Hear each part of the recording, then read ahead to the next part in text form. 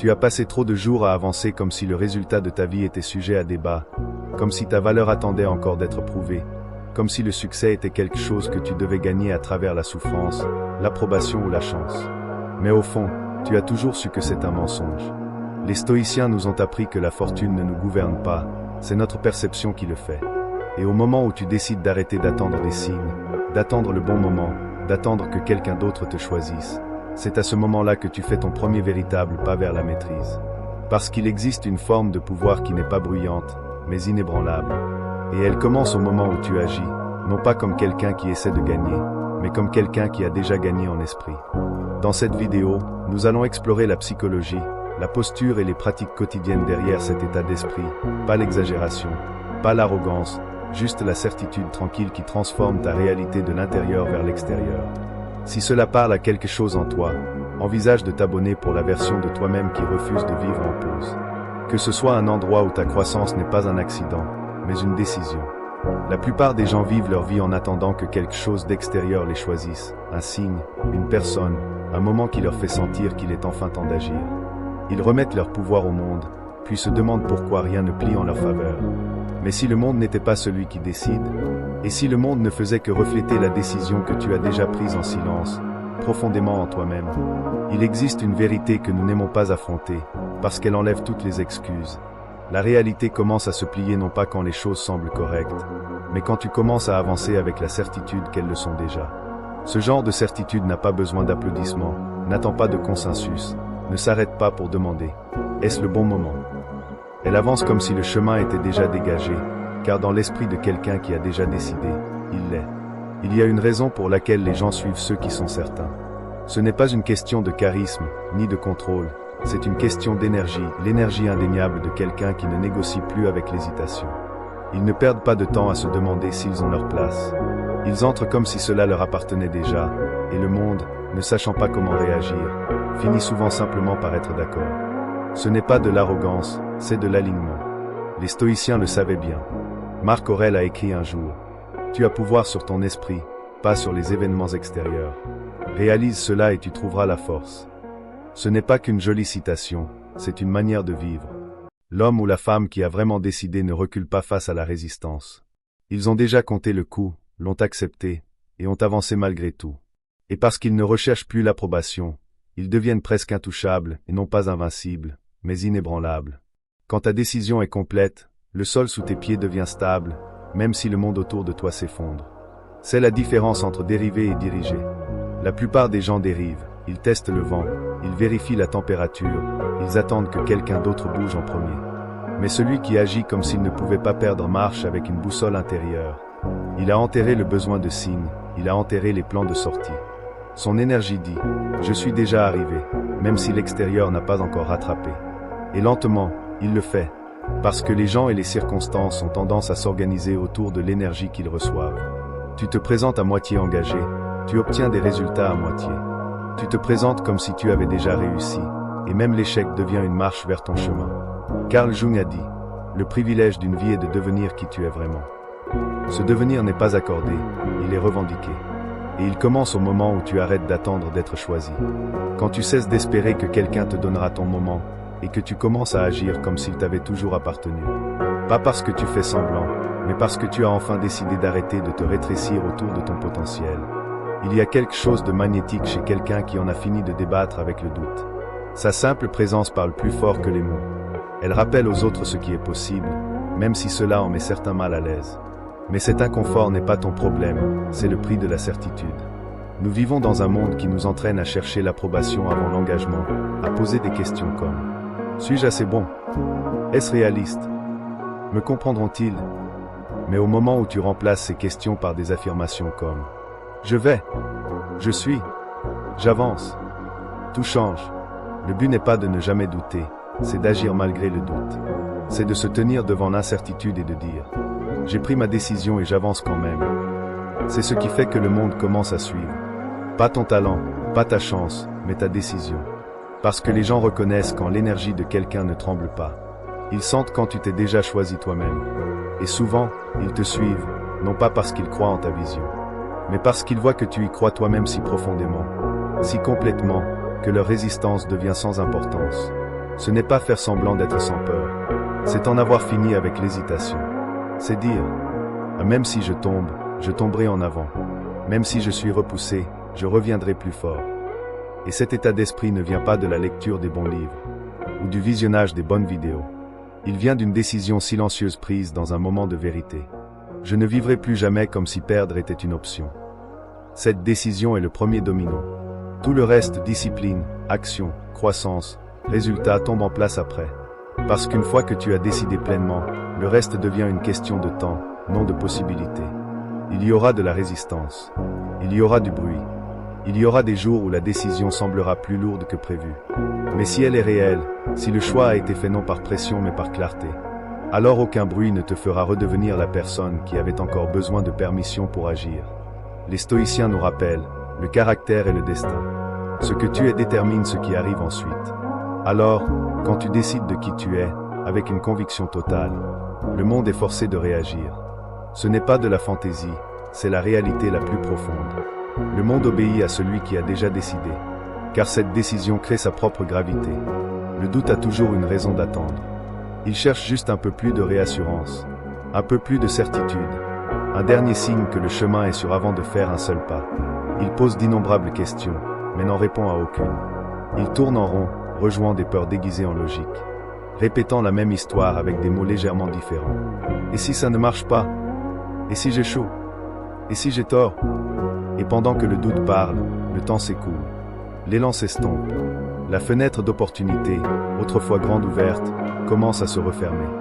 Non pas parce que la chance a disparu, mais parce que celui qui a hésité, oui, lui, a disparu. La certitude ne demande pas de garantie. Elle n'attend pas que les conditions soient parfaites. Elle ne reste pas assise à demander la permission de croire. Elle avance, même quand c'est difficile, même quand il y a des risques, même quand le résultat n'est pas encore visible. Parce que la certitude ne naît pas de preuves extérieures. Elle naît d'un choix intérieur. Quand quelqu'un décide d'avancer avec l'énergie de « je ne peux pas perdre », il ne revendique pas l'invincibilité, il revendique l'engagement. Il a simplement décidé que le coût de l'hésitation est trop élevé. Alors il avance, non pas parce qu'il a fait taire sa peur, mais parce qu'il a choisi de ne plus l'écouter. C'est là que réside la vraie différence. La personne guidée par le doute essaie d'éliminer la peur avant d'agir. Mais celle nourrie par la certitude, c'est que l'action elle-même est ce qui affaiblit la peur. Quand tu continues d'avancer, la peur perd son emprise. Pas d'un coup, mais souffle après souffle. Tu la prives de nourriture. Tu cesses de la nourrir de ton attention. Et peu à peu, elle commence à rétrécir. Elle devient un bruit de fond toujours là. Mais elle ne contrôle plus rien. Sénèque a dit un jour, « Nous souffrons davantage dans notre imagination que dans la réalité. » Et il avait raison. Parce que ce que nous imaginons aller mal devient souvent plus douloureux que tout ce qui arrive réellement. La plupart de nos échecs ne viennent pas des événements, mais de l'inaction, du fait de ne jamais avoir avancé en premier lieu. Tu n'as pas besoin d'être sans peur pour avancer avec puissance. Tu as juste besoin d'arrêter d'attendre que la peur disparaisse. Parce que plus tu attends, plus elle grandit. Plus tu retardes, plus tu enseignes à ton esprit à associer le risque à la fuite. Et bientôt, la fuite devient une habitude. Mais la certitude enseigne un autre schéma. Elle dit, cela ne se passera peut-être pas exactement comme je l'ai prévu. Mais j'apprendrai, je m'ajusterai, je ne m'arrêterai pas. Ce n'est pas de l'imprudence, c'est de la sagesse unie à la volonté. C'est la compréhension que la clarté suit souvent l'action, et non l'inverse. Carl Jung a écrit, ce à quoi tu résistes persiste. Et quand tu résistes à l'action, quand tu restes immobile sous le poids de l'indécision, tu donnes du pouvoir à ce que tu veux éviter. Tu rends la peur plus grande en la traitant comme une menace, au lieu d'une illusion. Parce que la peur, souvent, n'est pas l'ennemi. C'est l'écho d'une croyance qui n'a pas encore été défiée. Et tu la défies en agissant, en faisant la chose que ta peur dit que tu ne peux pas faire. Tu n'attends pas que la peur disparaisse. Tu marches à travers elle. Et de l'autre côté, tu trouves quelque chose de plus fort. Des preuves. La preuve que tu as survécu, que tu as appris, que tu as grandi, et que tu étais capable depuis le début. Quand tu agis comme si tu ne pouvais pas perdre, tu avances depuis le centre de ta propre décision, pas depuis les bords des opinions des autres, ou de tes pires scénarios. Tu n'essaies pas de prouver quelque chose au monde, tu te le prouves à toi-même, que tu es quelqu'un qui continue d'avancer, quelqu'un qui peut marcher dans l'incertitude, et construire la clarté à chaque pas, quelqu'un qui n'a pas besoin de savoir comment toute la route se termine. pour prendre le prochain virage. Ce n'est pas être imprudent, c'est refuser de se figer. Le doute paralyse, la certitude libère. Le doute rétrécit ton monde jusqu'à ce qu'il ne soit plus qu'une liste de raisons de ne pas essayer. Mais la certitude l'élargit. Elle ouvre de nouvelles portes, non pas parce qu'elles étaient cachées, mais parce que tu avais trop peur de frapper. Et maintenant tu le fais. Tu frappes, tu avances. Et quand tu le fais, tu réalises quelque chose de puissant. Le progrès ne vient pas de plans parfaits. Il vient du courage constant. C'est le battement de cœur de l'action. Non pas l'absence de peur, mais la présence du but. Le genre de but qui dit « Même si j'échoue, je me relèverai. Même si je tombe, je continuerai. » C'est ce qui sépare ceux qui atteignent leur but, de ceux qui ne font que l'imaginer. Ceux qui avancent malgré la peur, malgré le doute, malgré l'incertitude, sont ceux qui grandissent, parce qu'ils ont cessé de négocier avec l'hésitation. Ils ont cessé d'attendre que le monde extérieur confirme ce qu'ils ont déjà décidé à l'intérieur. Alors, si tu attendais le bon moment, le voici. Pas parce que les conditions sont parfaites, mais parce que ta certitude n'a pas besoin qu'elle le soit. Le doute continuera de demander plus de preuves, plus de temps, plus de sécurité. Mais tu sais déjà où ce chemin mène, à plus de la même chose. Mais la certitude, elle, mène au mouvement. Et le mouvement est la seule chose qui change quoi que ce soit. Quand tu portes l'énergie de quelqu'un qui ne peut pas perdre, tu n'attends pas que le chemin se dégage. Tu avances, et tu le dégages toi-même, un pas à la fois, avant que quoi que ce soit ne devienne réel. Cela doit d'abord être imaginé. L'esprit ne poursuit pas ce qu'il ne peut pas voir. Et c'est là que la plupart des gens échouent silencieusement avant même de commencer. Ils n'ont pas construit l'image. Ils n'ont pas créé le plan. Ils disent vouloir le changement, la croissance, le succès, la liberté. Mais demande-leur à quoi cela ressemble. Et leurs mots commencent à dériver. Leur vision est vague, floue, une idée sans poids. Et le subconscient, qui construit silencieusement en arrière-plan de ta vie, ne répond pas au brouillard, il répond à la forme. Avant qu'un pont ne soit construit, il est dessiné. Avant qu'un livre ne soit écrit, il est planifié. Avant qu'une vie ne soit transformée, elle est imaginée. Une image claire doit prendre racine. Pas une image d'espoir, mais de certitude. Et cette image doit devenir plus familière que la vie que tu vis actuellement. Quand tu agis comme si tu ne pouvais pas perdre, tu ne fais pas semblant. Tu t'alignes avec une image si profondément ancrée dans ton psychisme, qu'elle commence à te tirer vers l'avant comme la gravité. Tu n'as pas besoin de la forcer. Tu commences simplement à vivre à l'intérieur d'elle. Chaque mouvement, chaque choix, chaque réaction commence à faire écho à ce monde intérieur, même avant que le monde extérieur ne le reflète. C'est ainsi que le futur se construit, en marchant dedans avant que quiconque ne le voie. Non pas en attendant, mais en décidant de voir avec clarté ce qui n'a pas encore pris forme. Et la clarté ne naît pas par hasard. Elle se construit par la répétition, par le détail, par l'engagement émotionnel. La question n'est pas « le veux-tu » ? La question est « peux-tu le décrire » ? Peux-tu le voir les yeux fermés ? En couleur, en mouvement, en profondeur ? Peux-tu le sentir dans ta poitrine comme s'il t'appartenait déjà ? Parce que si tu ne le peux pas, l'esprit continuera à dériver vers ce qui est familier. Et ce qui est familier, c'est ton présent.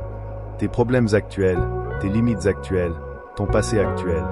Alors, à moins que tu ne crées quelque chose de plus fort, de plus vif, de plus pratiqué, ta réalité présente continuera de te ramener en arrière.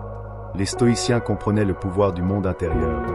Marc Aurèle a écrit « L'âme se teinte de la couleur de ses pensées », ce qui signifie que la qualité de ta pensée ne façonne pas seulement tes choix, elle façonne ton essence.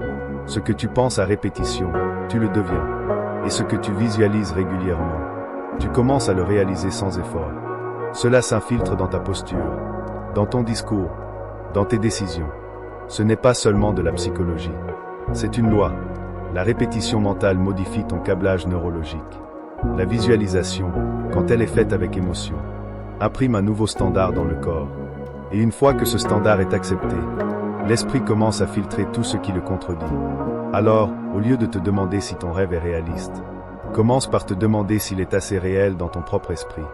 Est-il assez précis pour que ton subconscient commence à s'y diriger ? Est-il assez ancré pour que tes décisions commencent à s'aligner, sans avoir besoin d'une motivation constante ? Parce que la motivation s'épuise, mais les images demeurent. Et si tu veux agir comme quelqu'un qui ne peut pas perdre, tu dois construire une vision que tu refuses de trahir. C'est cela qui fait changer tes habitudes. Pas la culpabilité, pas la pression. mais la loyauté envers la personne que tu es déjà devenue dans ton esprit. Carl Jung a dit un jour, ta vision deviendra claire seulement quand tu pourras regarder dans ton propre cœur. Celui qui regarde à l'extérieur rêve. Celui qui regarde à l'intérieur s'éveille. Ce genre d'éveil n'est pas dramatique. Il est silencieux. C'est un changement de focus. Passer de l'attente que le monde te montre ce qui est possible, à lui montrer ce que tu as déjà décidé qui est à toi. C'est se réveiller et revoir l'image encore une fois. La ressentir encore. Renforcer ses couleurs encore. Jusqu'à ce qu'elle ne ressemble plus à une imagination, mais à un souvenir. C'est à ce moment-là que ton énergie change. C'est à ce moment-là que les gens remarquent quelque chose de différent. Dans ta voix, ta démarche, ta présence. Ils ne le comprennent peut-être pas, mais ils le ressentent. Et la partie la plus puissante, tu n'as pas besoin qu'ils le voient. Tu as seulement besoin de le voir toi-même. Assez clairement pour pouvoir le maintenir. Même quand personne d'autre ne le fait. Même quand rien à l'extérieur ne le soutient encore. Parce que la réalité met souvent du temps à refléter la nouvelle vérité de l'esprit. Mais elle finit toujours par le faire. Lentement, subtilement, puis d'un coup. Et quand cela arrive, ce n'est jamais une surprise. Cela ressemble à une reconnaissance, comme quelque chose dont tu savais qu'il viendrait. Tu ne peux pas surpasser ton image mentale, mais tu peux la redessiner, la peaufiner, la revisiter, la rendre si détaillée que l'univers n'a plus d'autre choix que de remplir le contour. C'est ça, la discipline. Pas seulement penser positivement, pas seulement espérer, mais construire un monde intérieur si riche en clarté et en émotion, qu'il devient la fondation de ton identité. Parce qu'une fois que ton identité change, tout le reste suit. Les choix, les gens, les opportunités, tout commence à s'aligner avec l'image que tu as déjà choisi de vivre. Alors, si tu n'es pas encore sur par où commencer, commence ici. Une image, une phrase, un sentiment. Crée la vision la plus claire, la plus détaillée, de la personne que tu es en train de devenir. Dis-la, écris-la, ressens-la, et laisse-la devenir plus forte que ton passé. Cette image n'est pas juste un rêve, c'est la graine de ton devenir.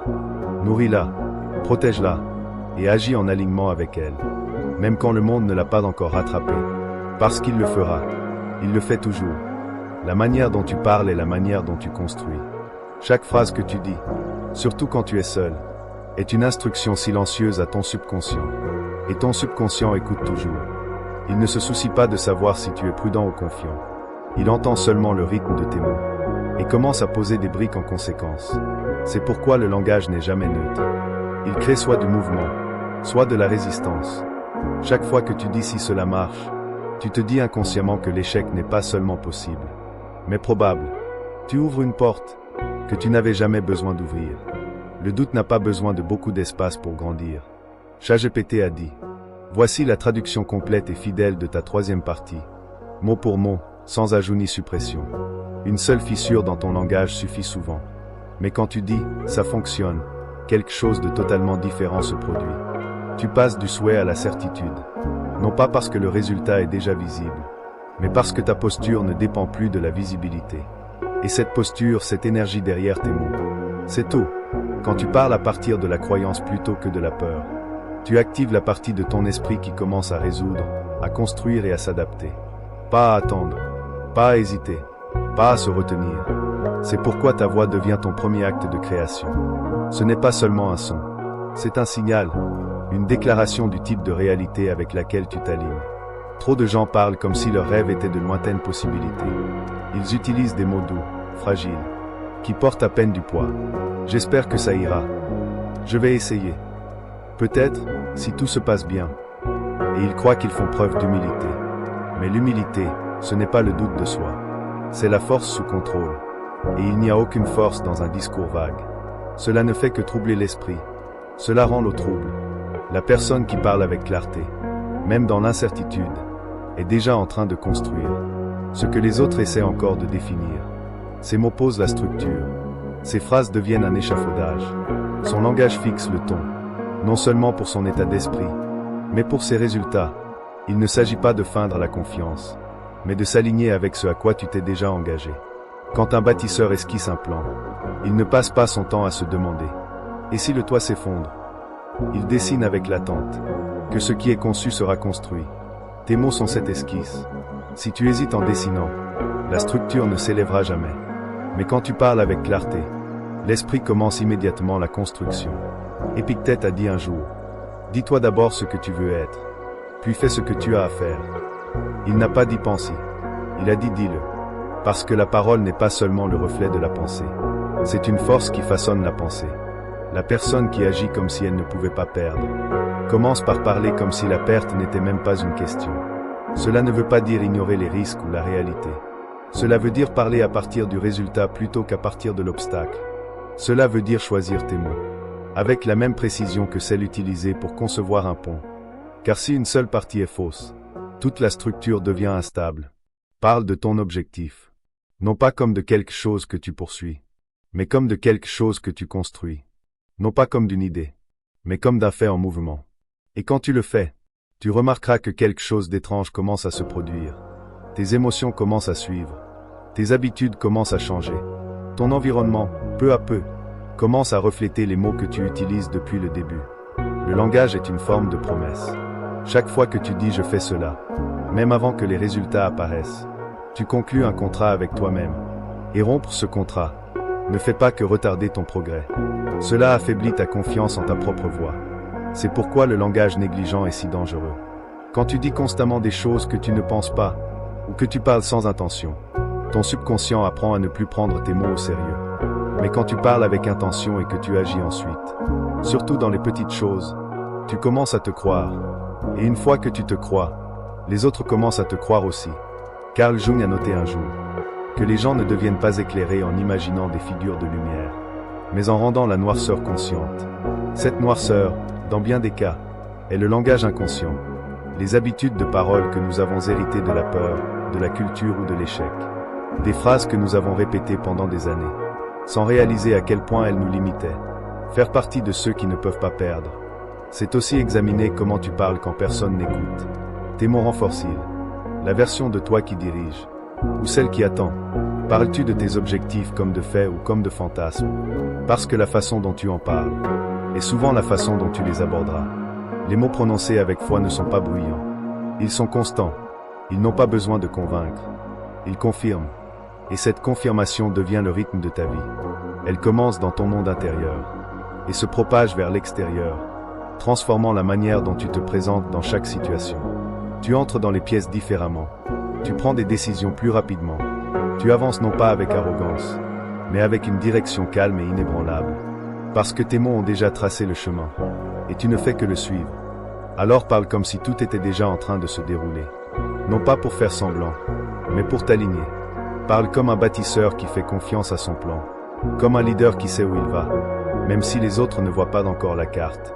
Que tes mots portent une structure, qu'ils renforcent la clarté, qu'ils soient la fondation qui te stabilise. Quand tout autour semble incertain, la personne qui agit comme si elle ne pouvait pas perdre commence par parler d'une manière qui ne laisse aucune place à la retraite.